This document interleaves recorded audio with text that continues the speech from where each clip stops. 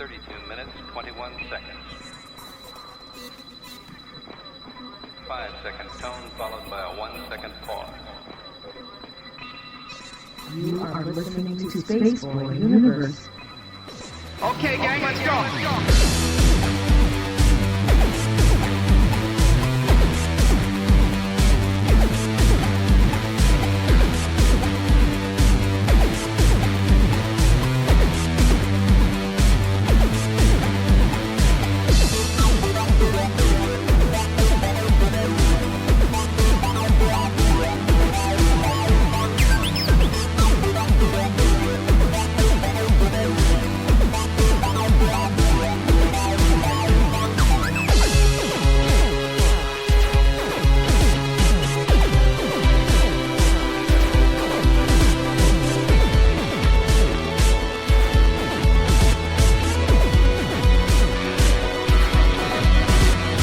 From the space city called Houston, Texas, welcome to Spaceboy Universe, featuring Spaceboy and the lovely Surlana. So strap in and prepare for launch sequence. And remember, it's Spaceboy's Universe, and you're in it. It is indeed Spaceboy's Universe. Howdy, everyone. It is March 19th, 2016, and this is show number 026. And man, we got a show for you tonight. We have Mr. Lobo of Cinema Insomnia, and that'll be a little bit later here. So hey, as we go down the show, remember, if you're wanting to follow the show, Twitter is the way to go. At the SB Universe. Hashtag us with all your goodies, your pictures, and everything at hashtag SB Universe. And of course, we're on Facebook, Spaceboy Universe. And if you want to follow along with the rest of the Space Cadets, you can do so at Spreaker, and that's the Spreaker chat. And just go to Spreaker.com and put in Spaceboy Universe, and you'll find us there, and of course, all the other Space Cadets. And of course, we understand that not everybody's a night owl, and people have things to do on Saturday, but that doesn't give you an excuse not to listen, because we are on demand. Spreaker, SoundCloud, YouTube, and iTunes. And before I go any further, to the front of me is the lovely Surlana. How are you, Surlana? I am here, and I'm well rested. Good. We're both well rested. No headaches, no nap time today. We did pretty good today. I slept for 14 hours on Friday because it was a day off.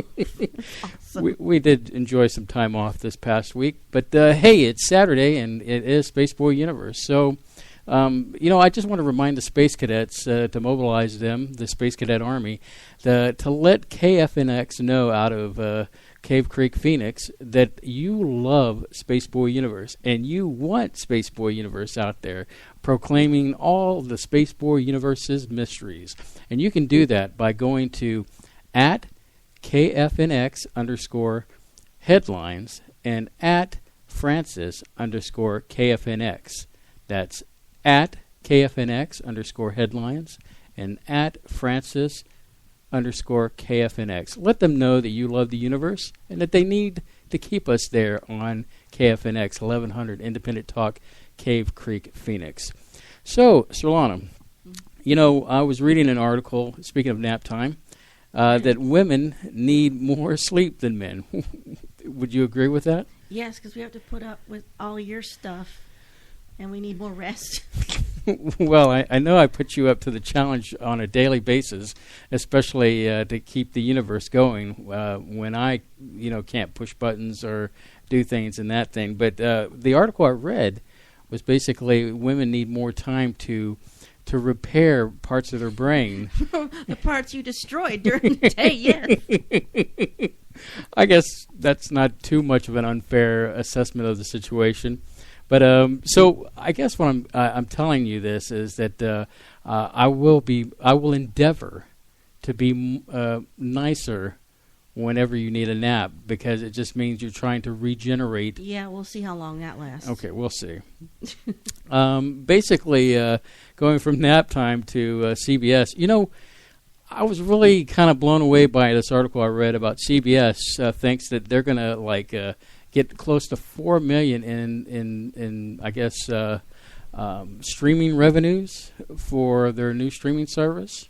Really? Yeah. You're that confident? I guess. I mean, basically, you're dealing with CBS and the Star Trek thing and all that other stuff, and I really think that they don't have their big boy pants on, so to speak. So let's see here. Okay, yeah, that's fine. Surlana just passing me notes, laughing back and forth. People, I'm not losing my mind. But we'll see how the streaming service goes. Of course, speaking of other good, interesting stuff, Marvel's Daredevil is back on Netflix, and it just came back, and I can't wait to binge watch that. You get my binge watch on. Also saw the new trailer for Luke Cage. I think if you saw Luke Cage, you might go, Who is Luke Cage? It's a long story, and I'll tell you another time. Just know it's a part of the Marvel universe. It's a huge universe. He was actually introduced recently when I was watching Jessica Jones, that other Marvel show that had David Tennant in it. Really? Yes, and when you speak, you should really hit that. I was looking for a Kleenex. That's why. Another cool thing that I was browsing the net the other day was this music clip that had this guy churning, I guess, a machine of some kind, and it was spewing these marbles and clicking things. Oh, that was pretty cool. It was pretty cool. It looked like a giant organ that was being played by steel marbles. When I saw it, I thought, what is Beck up to? Because the guy kind of reminded me of Beck. But if you want to check this out, and I really think you'll really enjoy this, Space Cadets, Winter Gayton, that's WinterGatan.net. It's a really cool clip to check out. And of course, you can also find that clip on at the SB Universe. We've posted that on our Twitter feed, so you can check that out. As we go in, last two things I wanted to cover real quick. First run movies at home. Apparently the Napster founder has had the idea that we should start watching first run movies at home. They kind of do it already. I've seen a couple on Amazon.com where they're doing first run movies. But what's interesting about this is that you have Peter Jackson, Spielberg, and Abrams in support of this. Wow. Yeah, but before you go, wow, I'm going to give you another wow. They're talking about putting the price tag for watching a movie at home at around $50. Can you imagine paying $50? So that's the price of 2 tickets and the concessions, basically. Well, I mean, yeah, I was going to say that that's the price for 2 people to go to see, what is it, an IMAX movie? And, I know your love for IMAX movies. I wouldn't know because I don't go to see them. You went to go see Prometheus, remember? Oh, yeah. Well, that was against my will. Okay, well, anyway. So, and lastly but not least, Harrison Ford is going to don the old fedora again in Indiana Jones 5. So I've heard a lot of people out there like, okay, he's kind of past his prime, whatever, and he should hang up the hat and pass the hat on to, I guess, his whip on to somebody else. But I'm not ready to see him just hang it up just yet. I think one more show would be fine. A lot of people complain about, well, he's too old. Well, you could go back to the movie for the Last Crusade, and basically, okay, there was the scene. Okay, I'm getting ahead of myself. The scene where he's not in that movie, but where he's out in the desert and he gets in a refrigerator, and then it's. I didn't see that one. Well, trust me on this. Well, apparently, there's a lot of fanboys out there who said, well, how could he survive all that and all that? I'm going to draw you back to the Last Crusade when he drank from the cup of Christ. Mm-hmm. So I'm guessing that some kind of healing powers made him, can't die. He can't die, or he's given. He's now the Highlander of archaeologists. So that's my guess of why we're still getting an Indiana Jones 5. He's got an extended life. He looks older than bread crust, but as far as going on another adventure. He's got more money than we do. That is true. That Star Wars money is really paying off. But other than that, but that's what I have. Do you have anything to commit to a banter session now, or? Well, we didn't do our pre-banter discussion on our banter. I threw a few things at you, but you were like, eh. Well, I was kind of intrigued by this story about Spotify. Oh. they're being forced to pay royalties. Ka-ching. $30 million. I don't know if I'm going to get a cut of that pie. No. I'll probably get like 0.00001 cent. They're having to pay fines and royalties, and it's the NMPA settlement. Yeah. And I think it's a shame. And they said that Spotify's not really a money-making thing. And I'm like, okay, well, where does my $9.99 a month go if they're not making money? Well, So I mean, like Spotify. I hope nothing bad happens to it. well, I've often told you that I like Spotify. It's been good to me as a musician. Tidal, on the other hand, I could do without, but to each their own. But I guess we just go forward. I don't think they're going to go away. Spotify is here to stay for an indefinite time period, but we'll see how that goes. But so on that, let's go ahead and run our first commercial break, and we'll bring in Mr. Lobo and get this party started, shall we? So let's see here. I reach over to the old control board, and bam! I am indeed from another planet, and you're listening to Spaceboy Universe. We'll be right back after this.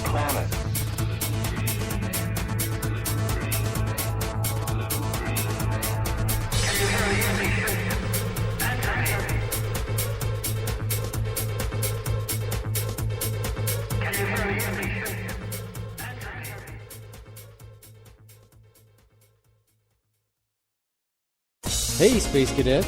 Want to show your love for the universe? Get your official SBU t-shirt now. Just click the banner on the homepage. Other products are available too. Get yours today. Hello, Space Cadets. This is Surlana, and I realize you are busy and can't always be there for our live show. Fortunately, our shows are available on demand on Spreaker, YouTube, iTunes, SoundCloud, Stitcher, and TuneIn. Just search for Spaceboy Universe.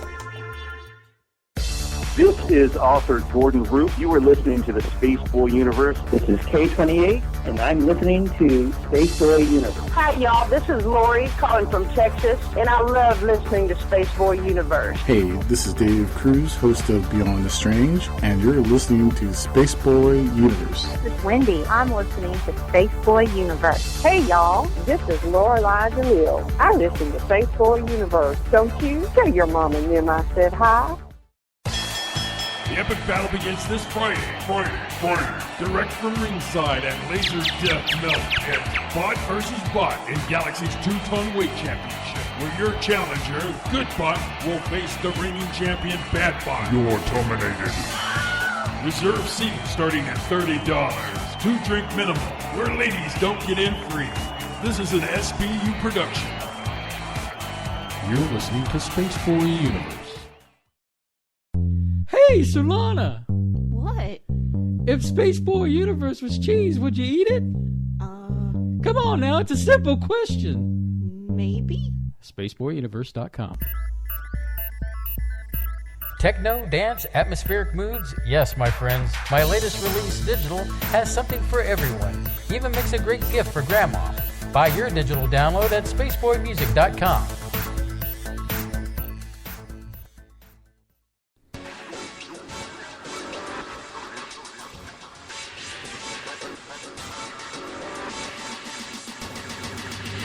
To call in, dial area code 713-701-5214. You are listening to Spaceboy Universe. Here are your hosts, Spaceboy and Surlana. All right.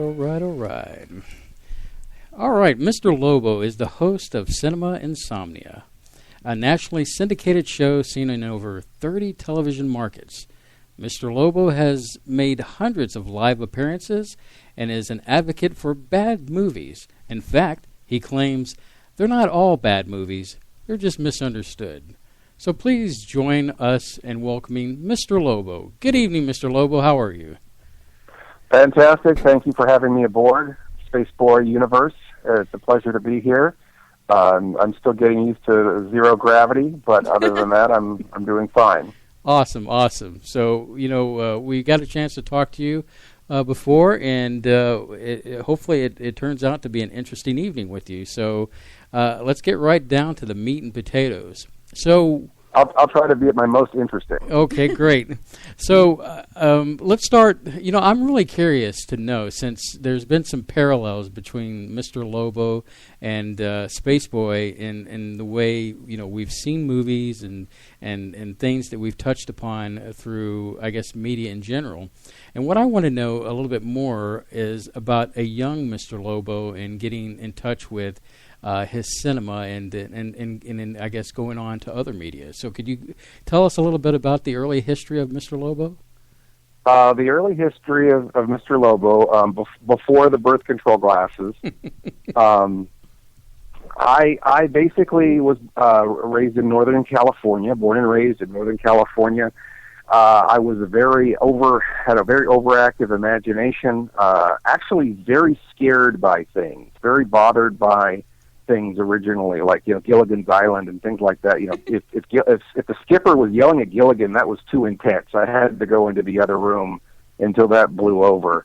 And then there was a show called Creature Features with Bob Wilkins, and he was the host, the horror host of that program. And he was this kind of really cool nerd that you wanted to hang out with on Saturday night. I'm sure you wouldn't understand that, but and he was he was just laid back. He told jokes, and it kind of took the edge off the scary movies and kind of seductively kind of brought me into that world. I really enjoyed his humor, and he would show short subjects and things like Hardware Wars and Bambi Meets Godzilla and old Edsel commercials and things like that. I think that kind of fostered my interest in kind of both the weird movies and the humor.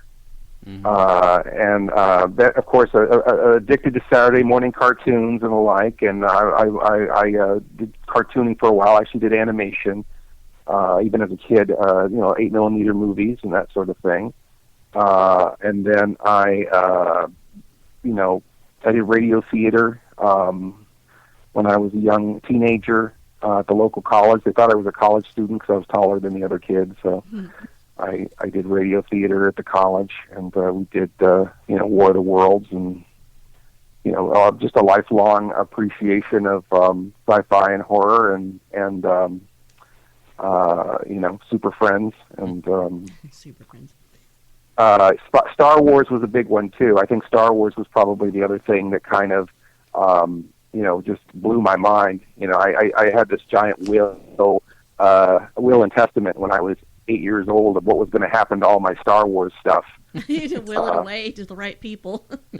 And no, it's getting buried with me. That was yes, absolutely. The Jawa with the vinyl cape, and the all that stuff. The Sandcrawler playset, that was all going in the child coffin with little Mr. Lobo. Oh, there was no two ways about it. You had a positive outlook, didn't you? Well, yeah, I had a dark sensibility even as a child. I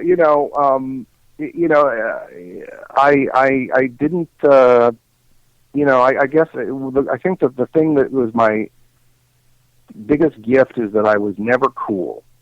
So I didn't have to worry about being cool because I was already on the outs. So it was easy to just embrace the things that I love and not care if the other kids liked the things that I liked or not. I've never been cool, and I don't think I'll ever make it, so I give up.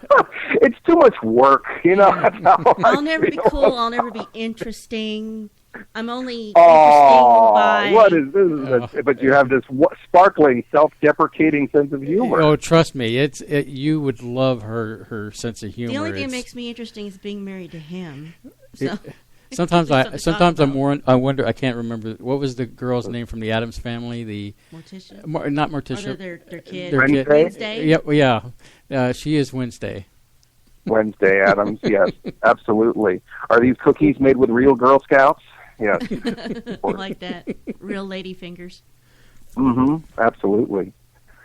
So that's a little bit about Little Mr. Lobo. Is that sort of what you were after? Yeah, because we wanted to know, because we want to see the inception of what inspired you as a kid. I know that we talked about the back in the 70s, the Creature feature and Saturdays. Yeah. I lived to get home on Saturdays after a long week of school and dealing pretty much the same thing with you, being, not really necessarily liked by the kids because I was different and did my march to the beat of my old drum, and I'm sure you can kind of relate to that. So Saturdays were escapism, and, I had the Creature features, there were the Kung Fu movies, and then, of course, there were classic sci-fi, which also included Star Trek. And so that was, my Saturday was spent. And then, I remember taking both my parents to see the Star Trek the motion picture, and then having to wake them up at the end so we could go home. But yeah, sorry. Yeah, Continue. like you too.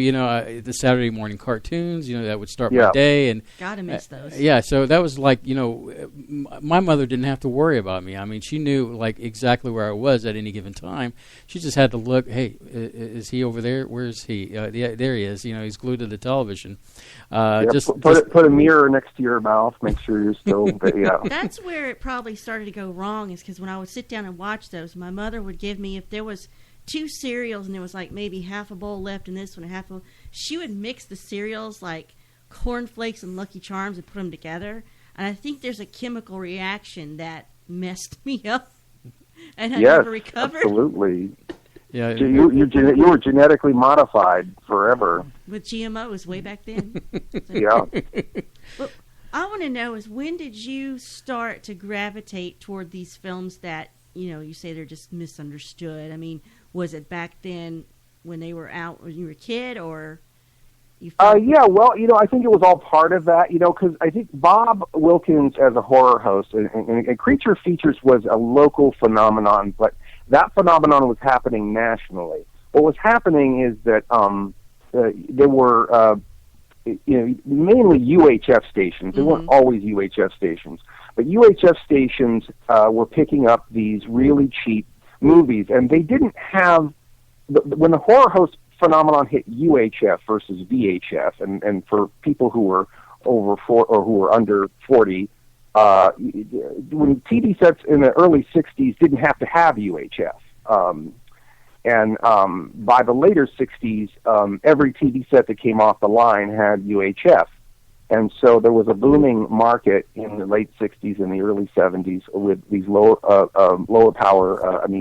frequency or television stations.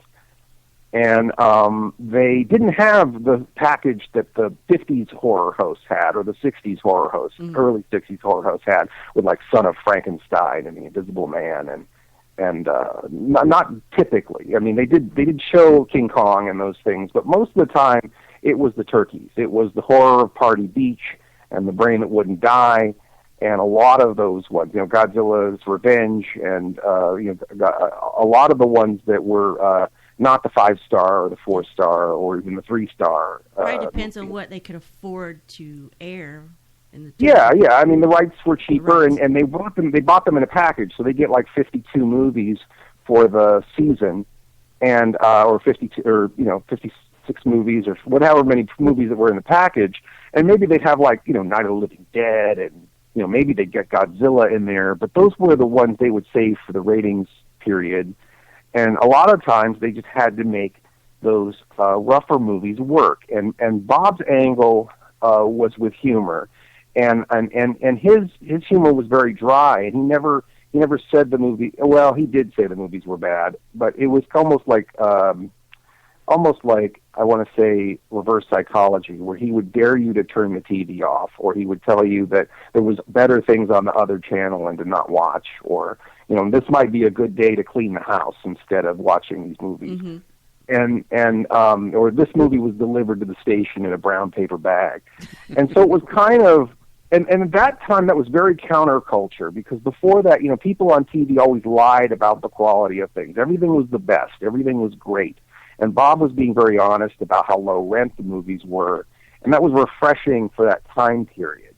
And that was kind of the beginning of the Golden Turkey Awards and the appreciation of Ed Wood and Plan 9 from Outer Space.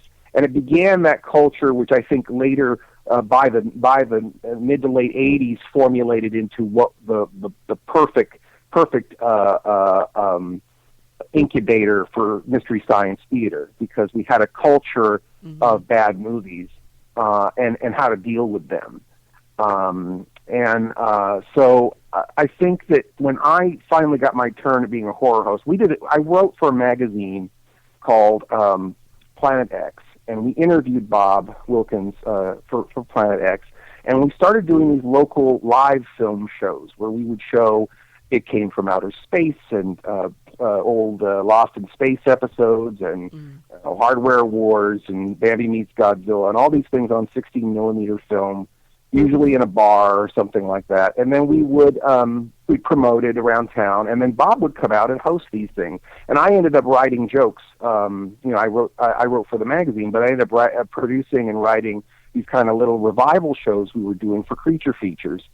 And Bob said, you should get out in a chair and do this. And I said, Bob, people don't do this sort of thing anymore. This is from when we were kids in the 70s and early 80s, and this isn't nobody's hosting horror movies. And he said, well, things go in a cycle. You could be on the next wave of horror movie hosts. And at that time it wasn't something that I thought was on the table, and I kind of was scared of it. Because I didn't think I could do what Bob did. But, 4 or 5 years later, I found myself working at a TV station, and they had a movie at 3 in the morning that ran 20 minutes short. And because of Bob's encouragement over the years, I had the mettle to go to the general manager with a friend of mine and say, hey, we want to develop the show. And, it was 3 in the morning on Saturday, and they didn't care. It was just like, whatever. If it's going to keep morale up at the station, go ahead and do it. And so we developed Cinema Insomnia. And I thought, Bob always told us to not watch the movie, and he always had all these kind of tongue-in-cheek jokes about how bad the movies were. And I thought, that was counterculture for his time, and I just thought it would be interesting. You do validate them by showing them. Right. The worst movies in the worst movies in the world is some Meredith Baxter Disease of the Week movie or some comedy. Lifetime Network. Some comedy with Ashton Kutcher from 5 years ago that nobody remembers the name of. Those are the worst movies of all time. Yes. The things that we label as bad movies are usually interesting in some way. They've got aliens or karate or something, and so I thought, it would be interesting to kind of try to take it from perspective, a little bit tongue-in-cheek, of course, but they're not bad movies, just misunderstood. Instead, and to try to do something that was, from a different perspective, and from what I thought at that time would be a countercultural perspective, and to separate to make a difference between what I'm doing with my character on Cinema Insomnia and what other people do on their shows. And that's kind of how it got developed. And really, I don't do things with movies that I don't like. Even when they hurt me, I still love them. They're like family. Yeah. Do we need to go to a break now? Well, we've got a few more minutes here. Let's see, another minute here or so. But so it is. I guess when you said it's like family, it is something that you get attached to when you're kind of by yourself, and it's something to really sink your teeth into and to feel comforted in some way that. These are kind of like, in fact, a lot of these horror movies are kind of like my own family. I have to be honest with you, and so I could totally relate to that. So, so let's go ahead and take our break. But let's see here, we're going to roll tape, and when we come back, we'll talk more with Mr. Lobo, our guest tonight of Cinema Insomnia, and you're listening to Spaceboy Universe on KFNX 1100 Independent Talk, Cave Creek, Phoenix. We'll be right back.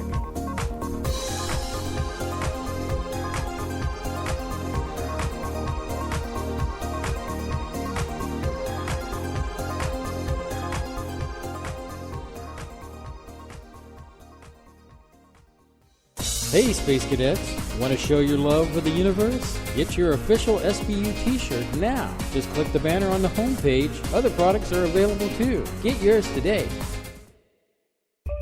Hello, Space Cadets. This is Surlana, and I realize you are busy and can't always be there for our live show. Fortunately, our shows are available on demand on Spreaker, YouTube, iTunes, SoundCloud, Stitcher, and TuneIn. Just search for Spaceboy Universe. This is author Gordon Root. You are listening to the Spaceboy Universe. This is K28, and I'm listening to Spaceboy Universe. Hi, y'all. This is Lori calling from Texas, and I love listening to Spaceboy Universe. Rock on, Spaceboy. Hey there, this is Wendy. I'm listening to Spaceboy Universe. Hey, this is Elisha, and you're listening to Spaceboy Universe. Hey, y'all. This is Lorelei DeMille. I listen to Spaceboy Universe. Don't you? Tell your mom and them I said hi. The epic battle begins this Friday. Direct from ringside at Laser Death Melt Pit. Bot versus Bot in Galaxy's 2-ton weight championship, where your challenger, Good Bot, will face the reigning champion, Bad Bot. You're terminated. Reserve seating starting at $30. 2-drink minimum, where ladies don't get in free. This is an SBU production. You're listening to Spaceboy Universe.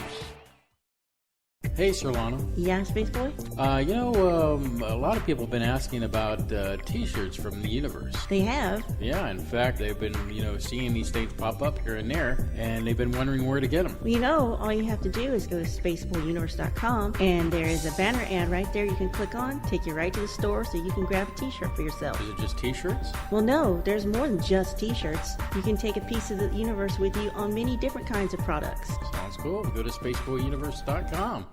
Hey, Surlana! What? If Spaceboy Universe was cheese, would you eat it?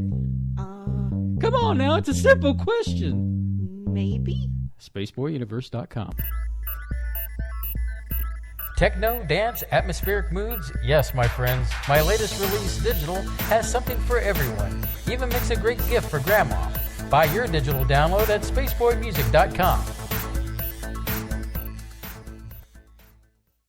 Hey, Surlana. Yeah, Spaceboy? I've been getting a few calls lately about people that are just not able to catch the live show, and they're wondering about the on-demand show for Spaceboy Universe. Indeed there is. You can catch our archives on our YouTube channel and on SoundCloud. We're also on a variety of other platforms such as Spreaker, TuneIn, and Stitcher. Well, that sounds cool. It is. So check out our archives on any of these websites. And you can definitely get to these links by going to spaceboyuniverse.com.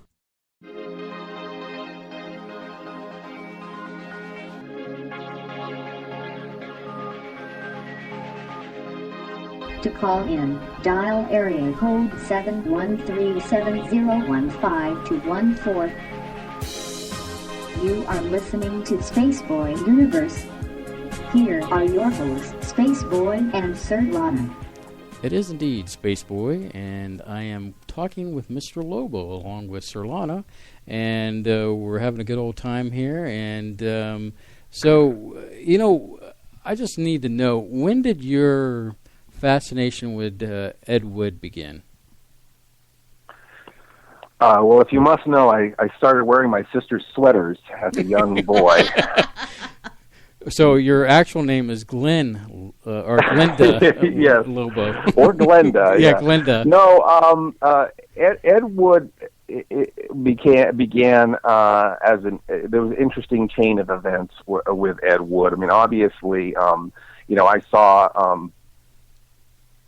his films in the 70s and 80s on television, and I didn't really pull him out as I didn't really pay attention to directors per se. I think the big turning point with Ed Wood, I think there were a couple of books that came out. One was a book called the Golden Turkey Awards, which had him listed as the worst director of all time. Mm-hmm. And then there was another book called Nightmare and Ecstasy about the making of his films, which is what the Tim Burton film is based on. And then that kind of reading about the guy and finding out that he was this kind of prolific, kind of insane filmmaker, and he was an independent filmmaker in a time where there really wasn't independent filmmakers, and he kind of had all these misfit friends. And I think that, you kind of think, well, I don't have any talent, and I've got a bunch of stupid friends, and, you kind of start putting yourself in that place of a person trying to find your own way in a tank full of sharks. And I think that identifying with that, I think, is a big part of that. And then, being a fan of Tim Burton and seeing films like Batman and Beetlejuice, and then going to see the Ed Wood film in '94 was kind of like the pinnacle, where it's like all those sort of feelings, kind of all came together in a really wonderful and heartwarming movie. Not historically accurate. I actually like to think of Ed Wood film as the fourth Back to the Future movie, because it's a great comedy with historical characters, and that's what the Back to the Future movies are. But I think that I think that there is an ethic there of, one, being impervious to criticism, two, never giving up no matter what, and just creating for creating's sake, where you just keep making stuff, and it's sort of unshakable kind of, just letting it flow from this place where, you're not, you don't care what people think about you, and you just kind of you just sort of define it on your own terms. And I think too that just is sort of like creating this community of people who are also kind of the misfits, who are being, people are kind of laughing at them behind their backs, and you kind of have got each other's back. And, when I started doing Cinema Insomnia, I started reading about the Church of Ed Wood. And by a coincidence, Reverend Steve, who was the founder of the Church of Ed Wood, which is a legal church, a real church, moved to Sacramento, which is where I was based out of. And so we started doing these film shows with Plan 9, and we brought back the Tim Burton film for another showing because it had a very short run when it played originally, because it was black and white, and it just didn't do well with the box office. Right. The Tim Burton film, even though it was an Oscar-winning film, it didn't do great. So it was Plan 9, and then we did a big festival called Ed Woodstock, where we had 3 bands, 3 bands and 2 movies, and then we were baptizing people in big tubs of film, and we had people dressed as the characters, and we had a big kind of love fest for Ed Wood at the Crest Theater, and we saved a lot of souls. In the name of Ed Wood and bad movies. And so I guess that it all kind of culminates, and then as a weird thing, I made a bunch of very low-end straight-to-video movies with a director named Johnny Johnson, and he finally got his first chance at a bigger movie. He got to do the remake of Plan 9. And so I already kind of was his Criswell, and so he kind of cast me as Criswell, who is kind of often the narrator in Ed Wood's movies. He sort of tells the story almost like a puppet master. So I kind of got to reprise some of Wood's work in the Plan 9 film, but then of course this Criswell's not just a narrator. He's jumping up on top of cars and killing zombies and doing all the things a B-movie action star might do. And so it ended up being a lot of fun and kind of a turn in my career where I've always kind of been this sort of detached narrator or storyteller kinds of characters. I'm a hologram, or I'm a narrator, or I'm a guy in a TV commercial, and this time I'm kind of I'm down there with the heroes, keeping the world safe. So that was a lot of fun, and Again, it's that dream that comes from that place. I think Ed Wood made the first fan films because he was a lover of movies, and he just kind of imitated the kinds of things he liked. And I think that was kind of poo-pooed on at that time, But I think that he really kind of had that essence that a lot of modern filmmakers have, where they feel like they've got to give something back to the stuff that kept them going as kids. And he was making movies that were homaging the 30s in the 50s, because that was when he was a kid. Right. So that's why his movies didn't quite fit in with the time, because he's got the sensibility of the 30s happening in the late 50s, early 60s. Mm-hmm. So, he's showing, his fanboy is showing when he's making those movies. So anyway, that's all I'll say about Ed Wood. I think I've gone on too long about it. Well, I just wanted to point out that I did get an opportunity to watch Plan 9, the updated. How would you call it? A reimagining, a remake, not necessarily a remake. It's classified as a remake, but I feel like we don't unmake the original because the events of the original film still happen. In fact, Conrad Brooks, who was a cop in the first movie, is playing the same character, and he remembers it happening before. So it's kind of I guess it would be an homage and a furthering, I guess, but that all sounds pretentious. I think it's just a love letter to the original film, and really kind of a love letter to the whole genre, and kind of taking the framework of Plan 9 to make that love letter, I guess. Well, I was going to say, I really thoroughly enjoyed it. I've enjoyed the original Plan 9 from Outer Space, and Surlana's laughing over there because it's an interesting story for another conversation about our love for movies and how she's seen them and I've seen them. Well, he sees them like you do, Mr. Lobo, in their pure form, as they came out as a release. But when I was growing up, I remember a few of them. When cable first started, this is how old I am. When cable first started, there weren't a lot of channels locally, and where I'm from a town in Louisiana, and so we were pulling in East Texas local channels. And they were showing the Saturday afternoon creature features. They weren't, I don't believe these were hosted, but they had things like those giant ants and the one about the frogs that plagues this wealthy guy in his mansion. I never understood that one. That's the one I remember. Today the pond, tomorrow the world. Yes. Every year frogs lay 1 million eggs. What if all of them hatched? But I think they had some vendetta specifically for this guy, from what I can understand. And my mother would make fun of him, and that was all I had. And then nobody else watched in my family, and they just all went away. And then I would be watching the Comedy Channel, Comedy Central, and along came Mystery Science Theater. Now I had access to him because I had smart, funny people making fun of things in a way that I could access it and understand it. And I saw Plan 9 for the first time at Riff Tracks Live with Mike, Kevin, and Bill. The last three guys to do Mystery Science Theater. And, of course, they toured a new one, and I love it. That's the way I can access it and enjoy it. And, of course, I can drag Spaceboy along, and he can enjoy it on a different level. Yeah, because I did, it's not that...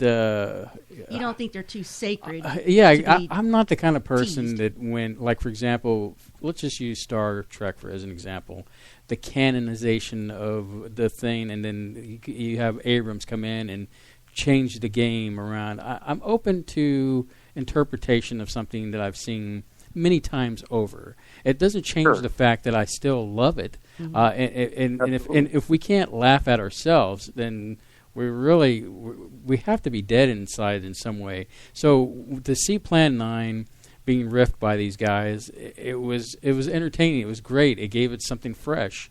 I guess just like when you had your Ed Woodstock, it gave it something fresh, something new for people that love the product and just enjoy Ed Wood in general. But it was funny. I laughed through the whole thing. But he did make me watch the film about Ed Wood with Johnny Depp, and that did make me understand where that movie was coming from better. Because, like you said, he genuinely loved that genre and that time and those actors, and he was just like, screw it, I'm doing it. I gotta have to admire that. But I got to do, speaking of Mystery Science Theater, I got to be on a couple of the bonus features on some of the box sets talking about Ed Wood.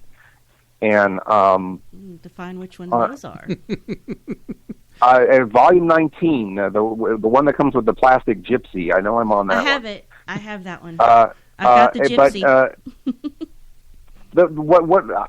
There's a great documentary about Bride of the Monster, and I think I'm the first person who talks in the documentary. And basically, it's not. They didn't have the choice of making a good movie or making a bad movie. It was basically making a bad movie or not making a movie at all. Right. And so it's like alchemy or juggling. It's like there's really, they're supposed to have 5 balls, but they really only have 3, and they're just keeping them in the air so you can't tell that they don't really have a whole movie. And there is something, it's easy to laugh at somebody who's got $40,000 and tries to make a movie. But, when you see, for whatever reason, we don't grade people who have $40 million or $400 million as harshly as we do someone who is trying to do something with the means and the time and the effort that they have in front of them, instead of waiting for the gatekeepers to give them permission to tell their story. That's how I feel about films like Birdemic. It was, I don't know, I think I would cringe if it was mine, but now it's like a cult classic. And it was just this, it became this almost a thing of beauty to go watch it being riffed. So, now I have a phrase I can no longer sing in front of my husband because he'll start singing that song. Well, again, those movies become part of that occasion. It's another reason to watch those films. And, again, if you look at a film that I would never, people always ask me, because a lot of times, there are a lot of Mystery Science Theater fans or Cinema Insomnia fans too, and they'll say, oh, why don't you do Manos on Cinema Insomnia? And I said, what, I watched Manos, and I decided I couldn't do anything with Manos. I don't find it interesting enough to want to I just don't think it works for my show. It doesn't inspire me to write that much material.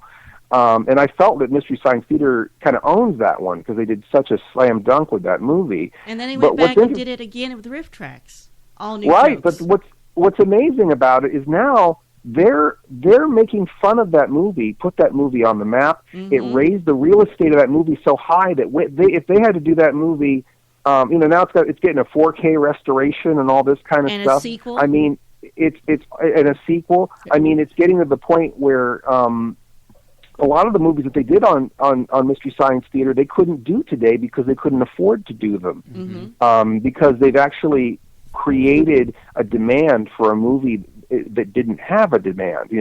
Basically a movie that was abandoned ship at sea or an orphaned work that they basically revived. And I think that it's a funny thing to think that it goes back to the thing I was saying earlier, is you validate it by making fun of it. I mean, we make fun of things that have power over us. We don't make fun of things that don't matter. So wow, that's because profound. it's not worth the time. It's not worth, like I said, yeah, you could do the Meredith Baxter Burney Disease of the Week movie as a riff tracks, or you could do the Ashton Kutcher romantic comedy from 5 years ago that nobody remembers the name of as a riff tracks, but where's the fun in that? Mm-hmm. Mm-hmm. So, with, I guess, going from, Mystery Science Theater back to your show, sure. Tell us a little bit, or tell us the audience a little bit about your show, and everything that you can possibly bestow upon us. Oh gosh, well I'll try not to hurt you too bad with my description of my show, but basically, Mr. Lobo is a host. He's kind of a spectral narrator. I kind of like to think of him as Rod Serling as an incompetent. He because the Twilight Zone, you could kind of go everywhere, but Rod Serling had this thing where he knew a little bit more than everybody else. He knew everything. He knew what that guy had for breakfast, and he knew what was going to happen, and he knew what the moral of the story was. And Mr. Lobo knows none of those things, but he thinks he does. And so he's just trying to hold it together. I've got a black suit. I'm not a vampire. A lot of horror hosts are like mad scientists and vampires. That's a lot of them, and witches. I'm not that. I'm not really a normal guy. I mean, no one could look at this guy and go, "Oh, I could see myself having a beer with that guy." No, you can't see this guy in a black suit mowing his lawn. It just doesn't exist. Mm-hmm. And so he's kind of out of time, out of culture. I've got kind of almost like a Beatle haircut. I've got black birth control glasses. I wear a suit. I've got a striped tie, and I have a house plant that I talk to named Miss Mittens. And we're in this kind of void between the real world where you all are and where the movies live, and we're kind of your companions through these movies, and we do make jokes and we do skits, and we show a lot of vintage commercials and old drive-in snack bar ads and short subjects, and so it's not just we interview celebrities, so it's basically kind of a slumber party. And a companion for a late night, and it's a good starter for people who are just getting into these kinds of movies, and it's good for the other end where you've already seen this movie 40 times, but here's another. Let's see what Mr. Lobo does with it, and you watch it one more time. So it's good for people on the entry level, and it's good for the seasoned B movie veterans. And I've been doing it for 15 years now. I've been on every kind of television you can imagine. I've been on public access. I've been on ABC affiliates. I've been on PBS. I've been on UPN. I've been on satellite television, and now I'm on my own channel, OSI 74, which is streaming. So it just keeps going. And every person, I've been involved in several documentaries about horror hosts. One's called American Scary. One's called Hi There Horror Movie Fans. Every single person I interviewed about being a horror host, their biggest regret was quitting. So, no matter what happens, no matter what I'm doing, if I end up doing more movies or if I end up, being a busy TV executive, I think I'll always have to make a little bit of time to sort of keep this going in one form or another. Even if it's just doing a few shows a year, because one, I love it, and I get to kind of, what other job do you get to write and perform and watch movies and build props and interview people and do animation, and you kind of get to be, you can kind of be a zero budget Renaissance man and kind of just take it wherever the mood takes you, and there are very few things where you get to do that. So, but at the end of the day, I think you're a companion for the viewer, because it's really the viewer is an audience. The viewer isn't really an audience. The viewer is part of the show. It's you and me watching this movie. I'm talking to you, and there are very few people on television that talk to you. I mean, even newsmen read to you. I'm talking to you. We're watching this movie together, and all of my asides and comedic observations are not for anyone else's benefit. It's for the viewer, and I'm kind of like a spooky Mr. Rogers in that regard. So, and you've been doing this for how long now? 15 years. 2001 was our debut. And I had been doing live shows and stuff. I've just been on television. We actually made a pilot in '95 that didn't go anywhere. Mm-hmm. And I've done a lot of live shows, a lot of birthday parties and film fests where I just jumped up on stage and told a couple of jokes. And it just in 2001 I worked at an ABC station. And then after a couple of years, I went into syndication, and I've been in over 30 markets. In 2006, I think we were at our largest. I think we had a 45 million household footprint. but we just, again, it contracts and changes, and a broadcast just totally fell apart. And, it's just one of those things where you have to find different ways of getting it to people because, the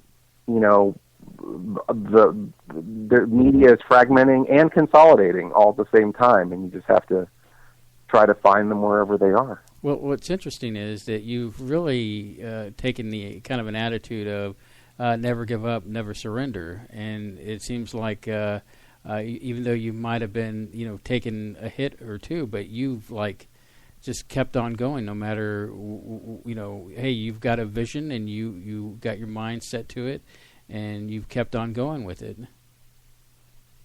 Well, it's like the Ed Wood thing. I mean, he didn't have a whole lot, but yet somehow we remember his movie from 1959, and I'd be hard pressed to tell you any other movie from 1959 off the top of my head. Mm-hmm. And so, I mean, he's I think that you can make an impression with a little bit. And, when we started, I tried to keep it simple. It's like, we had a whole TV station full of $1 million worth of equipment. We could have made the show a lot more sophisticated, but it's like, okay, well, a black curtain, a yellow rocking chair, some jokes, a house plan I could talk to. If the TV station goes bankrupt tomorrow, I can still do this show somewhere. Mm-hmm. So it was a matter of keeping it simple enough to where if times are lean or times are better, we just keep doing it.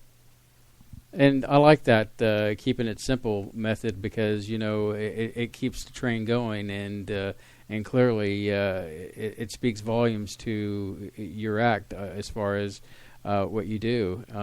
It's impressive, and like I said before, I'm sorry to come off as sometimes as a fanboy in regards to what you've done, but it's really fascinating work that you've done. Thank you very much. I try to do what I can for mankind. I think together we can make the universe a better place. Well, I agree with that. And speaking of other projects that you were involved in, I don't want to jump the gun into my next segment as far as the internet and what you're doing with OSI 74 just yet, but as we tick down into the next about, I guess, 3 to 4 minutes, I wanted to maybe see what project are you working on a current movie right now that you're getting ready to be released sometime soon? Well, we've got a few things going. I'm working on a movie called Midnight Show, which is basically an anthology film set in a movie theater where there's a bunch of kind of movie trailers of various movies, kind of like Grindhouse, I guess, but an anthology with a lot of different. It's like Kentucky Fried Movie with a lot of different movie parodies, and I play several characters in that. I play Mayor Mancheese, who's the evil mayor who's trying to close the arcade in the '80s sex comedy, and then I'm also a detective Blackstone who is after the Gorilla, which is a evil monkey that's been raised by a coven of witches to kill campers. And on and on and on. So that's one thing I'm working on. I've been doing voices for an animated series called The Paranormal Idiot, which was presented to Adult Swim, which I'm actually waiting for them to just wholesale rip off. We'll see what happens. But we are running the pilot of that on OSI 74. So if you want to, if people have a Roku, they can check out that. Most definitely. And I might even, I've just started, I won't say anything yet, but I've been doing some voice work for some anime stuff, and I can't say much more than that. Cool. Well, let's talk a little bit more after our break here, and okay, and go kind of in depth with your project OSI 74. And, of course, I have a few other questions. And if somebody's adventurous enough to take would you be willing to take a call if somebody calls in? Absolutely. I will talk to I will talk to anyone, and I will bare my soul. Awesome. All right. So here's the break time, and you're listening to Spaceboy Universe. on 1100 Independent Talk, KFNX, in Cave Creek, Phoenix. We'll be right back. Don't go anywhere, anybody.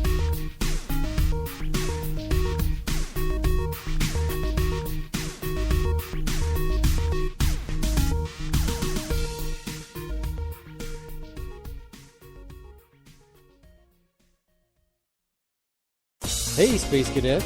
Want to show your love for the universe? Get your official SBU t-shirt now. Just click the banner on the homepage. Other products are available too. Get yours today. Hello, Space Cadets. This is Surlana, and I realize you are busy and can't always be there for our live show. Fortunately, our shows are available on demand on Spreaker, YouTube, iTunes, SoundCloud, Stitcher, and TuneIn. Just search for Spaceboy Universe. This is author Gordon Root. You are listening to the Spaceboy Universe. This is K28, and I'm listening to Spaceboy Universe. Hi, y'all. This is Lori calling from Texas, and I love listening to Spaceboy Universe. Rock on, Spaceboy. Hey there, this is Wendy. I'm listening to Spaceboy Universe. Hey, this is Elisha, and you're listening to Spaceboy Universe. Hey, y'all. This is Lorelei DeMille. I listen to Spaceboy Universe. Don't you? Tell your mom and them I said hi. The epic battle begins this Friday. Direct from ringside at Laser Death Melt. It's Bot versus Bot in Galaxy's 2-ton weight championship, where your challenger, Good Bot, will face the reigning champion, Bad Bot. You're terminated. Reserve seating starting at $30. 2-drink minimum, where ladies don't get in free. This is an SBU production. You're listening to Spaceboy Universe. Get your game on Spaceboy Universe.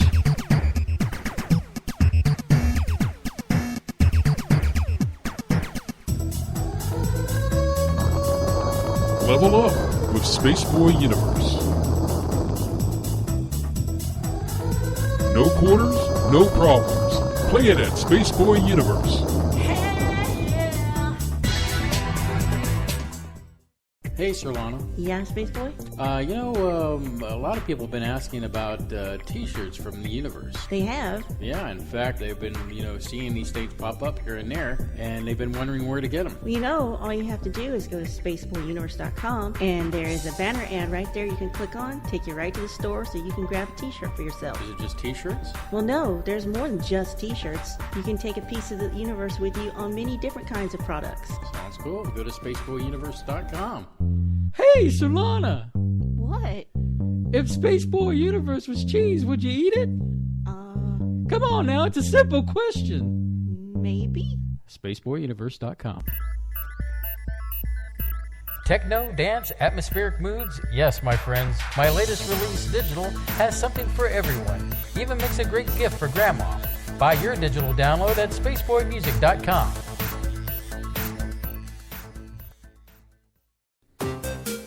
Check out the new podcast, Spaceboy Universe, where we'll talk about a wide range of topics from A to Z.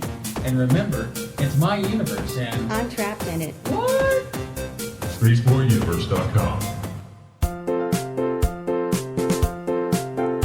Hey kids, grab your milk and cereal. It's Spaceboy Universe time. Yay!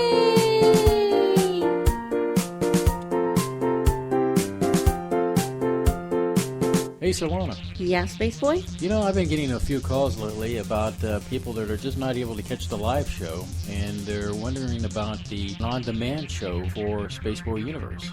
Indeed there is. You can catch our archives on our YouTube channel and on SoundCloud. We're also on a variety of other platforms such as Spreaker, TuneIn, and Stitcher. Well, that sounds cool. It is. So check out our archives on any of these websites. And you can definitely get to these links by going to spaceboyuniverse.com.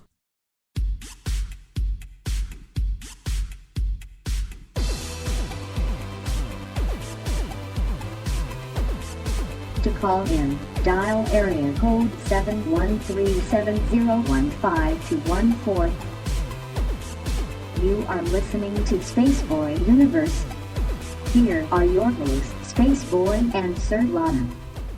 And it is Spaceboy on the mic, and we have the wonderful Mr. Lobo, and we're back. So Mr. Lobo, I thought you would ask him, how many licks does it take? 4,625. And if my you're answer would be 42. Yes, life, the universe, and everything.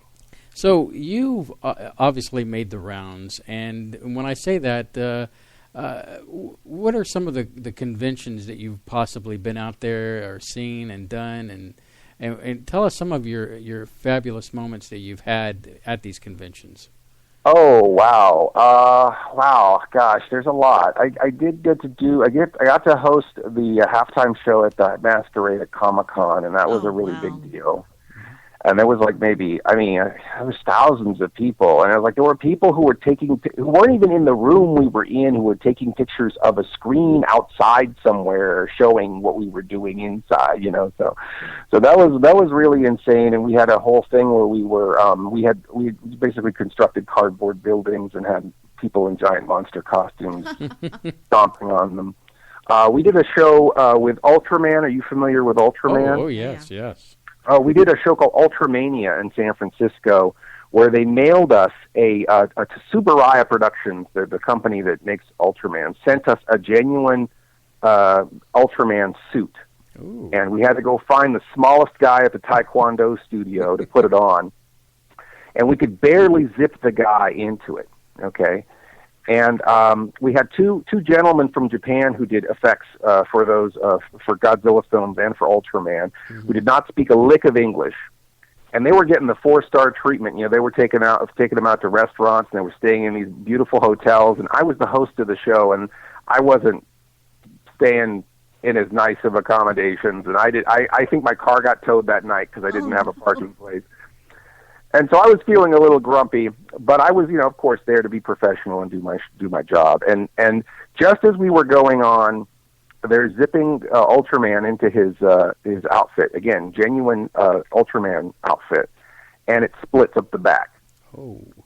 And everyone goes into a panic attack. It's like we had this whole stage show worked out. He was supposed to fight a giant monster on stage and rip his fin off and throw it out into the audience. And, we had these lights, chasing lights to be the rays that go from his hands and all this really elaborate stage show we were going to do. And now, 5 minutes before we open the doors, his suit is split open.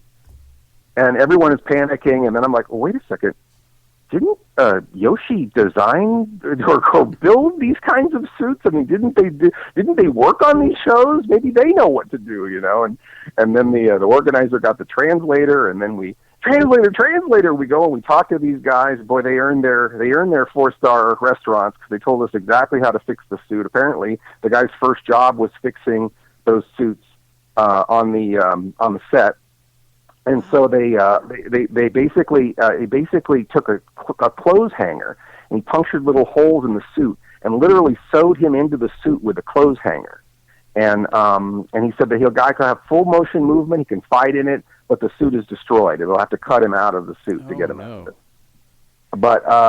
But anyhow, he saved the show. And I thought, oh my gosh, this is amazing, So we're going to interview him on stage with the translator. I'm going to okay, we got to tell the story of what happened. He's like, we won't talk of this. My job as an effects guy is to make Ultraman look good. Ultraman looked good. We're not going to talk about how I saved the show.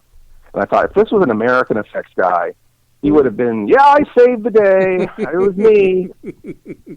So anyway, so that was kind of an exciting story, and we got to do a show with Bob Wilkins and Elvira, or we didn't get to do a show with Bob Wilkins and Elvira, but at WonderCon every year we did a show with the various horror hosts, and Bob and I and two other hosts, and we had different hosts, and the first year that Bob passed away was really rough because we had that empty chair, and everybody was worried about who was going to be in that empty chair for our panel at WonderCon in San Francisco that we would do every year. And Elvira came out of nowhere and said, I'll go up there with you guys. And, she's like a superstar. Mm-hmm. And, it was just this wonderful thing because we had Sarah Karloff there, Boris Karloff's daughter, And, we had Zombo there, who was Reno's horror host, and myself there. We had John Stanley, who was the second host of Creature Features in the 80s. And we had Elvira, and everyone was, it's not that we forgot that Bob was there, but it made that transition so much nicer. And after the show, it was so fun and so funny, and everybody was so bouncing off each other. And Elvira, and after a show, I said, it might be nice if we did another show together sometime. And she said, yeah, I'm going to be booked at a show in San Francisco. I'm going to try to get you involved. I'll try to get you involved in it, and I thought, well, that's not going to happen. And I got this phone call out of nowhere from a show promoter. Hey, Elvira is we just booked Elvira, and she's requested that you get a job on this same show also. And so I got to host Creature from the Black Lagoon and Dead Alive with Elvira and Teaches Christ, who is another well-known horror host from San Francisco Bay Area. And it was that was an amazing thing where there've been several times where she's kind of stepped out of nowhere and given me some good advice or helped me get a gig. And Bob was like that too. I get, people who were on the inside who kind of made a phone call or got me a gig somewhere, and people who you think wouldn't have the time for you, and those kind of situations you never forget. And so yeah, there've been a lot. I could go on, but I guess those are some. Cool. I do host a show called Blobfest, which is wonderful, and I do it every year, and that's in Phoenixville, Pennsylvania, in the place where they filmed the movie The Blob. If you're not aware of the movie, the Blob gets loose inside of a movie theater, and then everybody famously runs out the front doors of the movie theater. Well, just like in Rocky, when people want to run down the stairs in Philadelphia, run down the steps, people want to run out of the theater, the Colonial Theater in Phoenixville. And so it was happening spontaneously, so they just turned it into an event. So every year, usually it's around the 10th of July, they have an event where everybody, 300 people run out the front doors of the movie theater, and they block off the whole street. The fire department blocks off the street, and the real Blob is often there. They have a chunk of silicone from the movie kept in storage. There's not many movies that do freak me out, and The Blob is one of them. The original. The remake is the one that scared me as a kid. That one bothers me even more. They're both good. I think the Blob remake, like the Plan 9 remake, is I think good. I think the 80s remakes were actually fairly good, and I think the Blob is a good example of a way to remake a movie. But anyhow, so yeah, they have an event there. They have classic cars. It's a 3-day event. It's like there's a street fair. The whole town gets into it. Because most conventions are about shame, right? It's about about sweaty guys with beards and Hawaiian shirts going through their dirty boxes of comic books, and their wives and their kids hate them, and then all of a sudden it's like this whole town, like this pride, people waving banners. The Blob was filmed here. Look, there's the professor's house. Oh, there's the diner. Let's go to the diner. Oh, we're going to run out of the movie theater. And the whole town, we do a parade and everything, and it's like the whole town is pretending they like this crappy movie. This is so wonderful. That's like a wonderful mass delusion or something. Yeah, it's an incredible thing. Again, it's like most conventions are about shame, but that event is about pride, and that just warps your mind. It's a great thing to experience at least once. It just made me remember I was actually scared because I was really young. I had just seen on TV The Birds. Oh yes, and we were living out in the country. And he was not very nice to me. Somehow I couldn't get back inside our house, and there was this flock of birds coming my way, and I freaked out. I was screaming and banging on the front door of the house trying to get in, thinking these birds were coming to get me. Birds are scary because you don't know what they're thinking. Especially ravens. I have a quick bird story if you want to hear it. Yes. Yeah, go ahead. Open mic.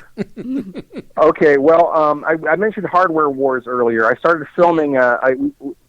filming a parody of The Birds with the guy who created Hardware Wars, which is the first Star Wars spoof film. And we were filming in Bodega Bay, which is where The Birds was filmed. And we had permission to be in the gift shop where the school is, the school in The Birds. And so we're there, and like somebody comes out and is like, "Hey, are you supposed to be here?" And I'm like, "Well, yeah, we got permission from the people who own the property." And they're like, "Well, you can't film in the gift shop." And so I'm kind of being a jerk. I'm walking out, and I'm telling tourists, "Oh, you can't film in there. You can't film. Put that camera away. You can't film in there."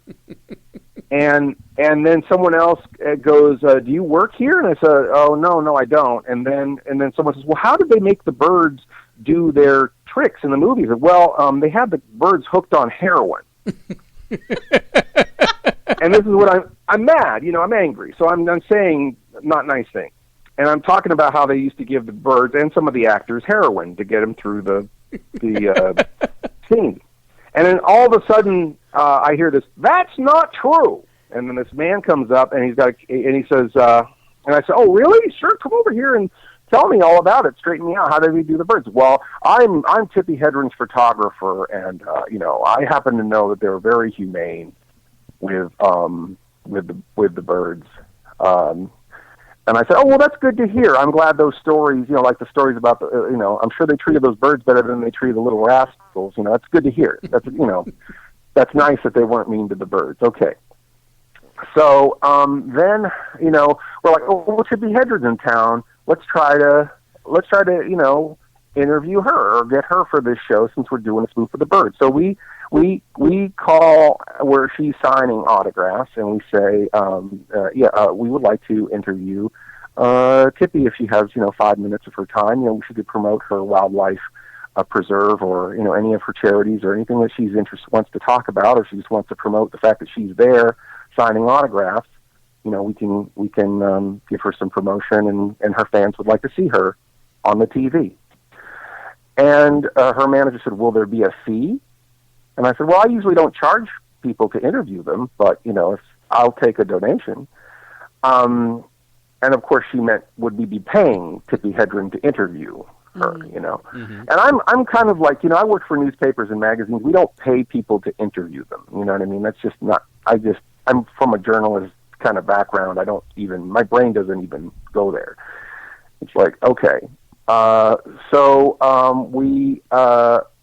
said, no, I'm sorry. We don't have a budget to interview, but, perhaps if she's, things aren't busy, maybe she could, say hello to her fans, and it's like, well, we're going to be too busy.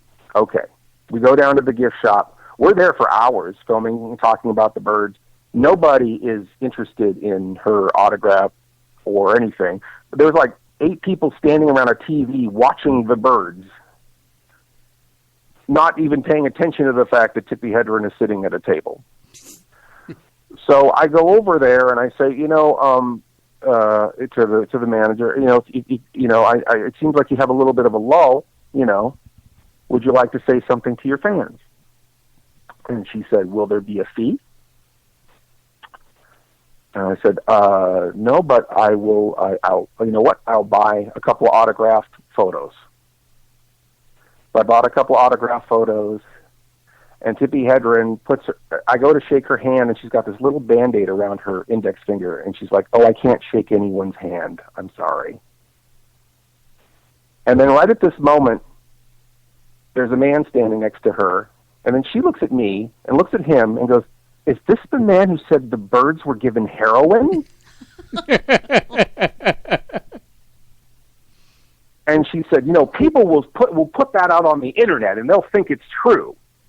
And I said, "I'm sorry." And then it turned into a fight. And I'm like, "Look, you are very good at what you do. I'm the jackass who tells jokes on Saturday nights with a movie, and I'm good at what I do. And my viewers know that the things that I say are silly, and they know the difference between a joke and not a joke. And that was an inappropriate joke, and I'm sorry." And so it ended kind of weird. And then I got my picture, and she signed it with fear, Tippi Hedren. Nice. and then I have my little picture, and I picked the picture that I took because she's embracing. I think it's Rock Hudson, right? Isn't that Rock Hudson? It's in that movie with her. Yeah, it's Rock Hudson. So she's embracing Rock Hudson. I'm thinking, if you put a soul patch and glasses on Rock Hudson in this picture, it would look a little bit like Mr. Lobo. And I'm walking out the door, and the little man who thinked on me with Tippi Hedren comes over and says, I'm sorry about what happened there. I think I could talk to her and get her to say something. And, she's done things with Elvira and stuff before. And then he was just, really nice. And he gave me his card and everything. And unfortunately, we never went back to Bodega Bay, and we never did an interview with Tippi Hedren. But it was a really weird day. Actually, I believe the person was Rod Taylor. Oh, Rod Taylor. Yes. Yeah, I don't know why I said Rock Hudson. There it is. My encyclopedic knowledge by eye. I thought you knew everything about horror movies, Mr. Lobo. I'm never watching your show again. In full disclosure, I have an ace in a hole. My media guy, Dennis Koch, out there by name drop there. He gave me the name, so I can't take credit for. Wow, I'm embarrassed.